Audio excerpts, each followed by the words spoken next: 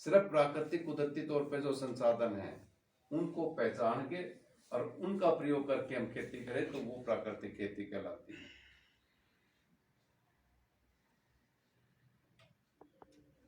यदि हम उस चीज को करते हैं तो इसका फायदे क्या होंगे?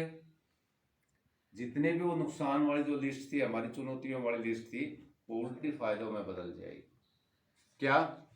जो हमारा बाजार के ऊपर निर्भरता थी, जो टोटली किसान निर्भर हो गया था, तो हमारी बाजार पे निर्भरता खत्म होगी, वो आत्मनिर्भर होगा किसान। नेचुरली सी बात है, उसका खर्चा जब वो बाजार जाएगा नहीं, कुछ खरीदनी नहीं पड़ेगी, तो अपने पास से ही जो है चीजों को जो यूज करेगा तो उसका खर्चा बचेगा, उसकी आमदनी बढ़ेगी, वो समृद्धि आएगी उसके परिवार में।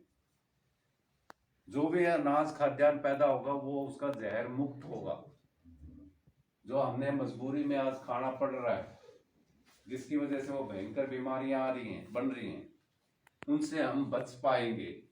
चाहे वो पशु हो, चाहे हम परिवार के हमारे सदस्य हों, वो सारे के सारे उन बीमारियों से बच पाएंगे यदि हम प्राकृतिक तरीके से खेती करते हैं। तो हमारी जमीन, नेचुरली सी बात है कि हम जहर नहीं डालेंगे, हम उसको ज्यादा जो है उल्टा पुल्टी नहीं करेंगे, हम ये आग लगाने वाली इस टाइप की जो है तरीकों को जो छोड़ देंगे, तो नेचुरली सी बात है हमारे खेती के अंदर जो है हमारी जमीन के अंदर सुधार होगा। जो हमारे सूक्ष्म जीव, जीवाणु, लाभकारी जीवाणु, वे सुरक्षित रहेंगे और वो हमारे लिए काम करेंगे। तो इस प्रकार से ये हमारे सारे के सारे जो है जो चुनौतियां थी वो हमारे फायदे में बदल जाएगी। तो ये चीज हमारे जब दिखाई दे रहा है कि भाई हमारी प्राकृतिक खेती से ये संभव है, तो उसको हमें थोड़ा सा समझना होगा कि फिर क्या इसमें खास बातें हैं जो हमें ध्यान देनी चाहिए।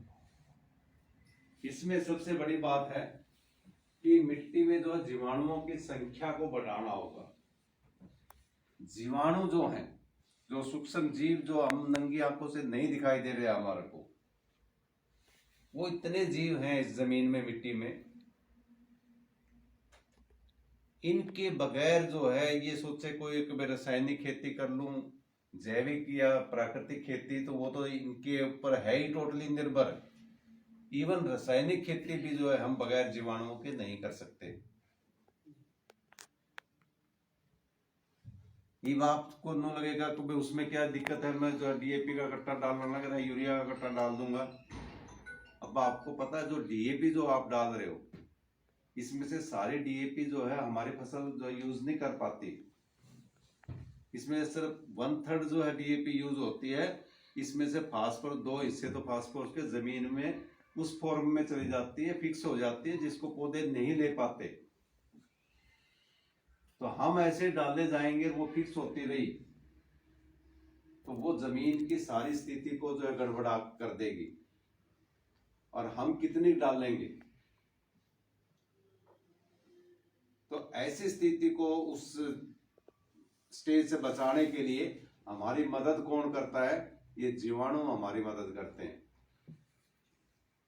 कुछ प्रजाति है इन जीवाणुओं की जो उस फिक्स हुई फास्फोरस को तोड़ के उसको घुलनशील बना के और पौधों के पास छोड़ती है, जिसको पौधे वापस उसको प्रयोग कर लेते हैं।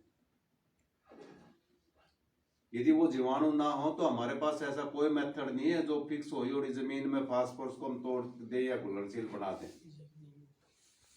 तो इसलिए जो है रासायनिक खेती भी इन जीवाणुओं के बगैर संभव नहीं है।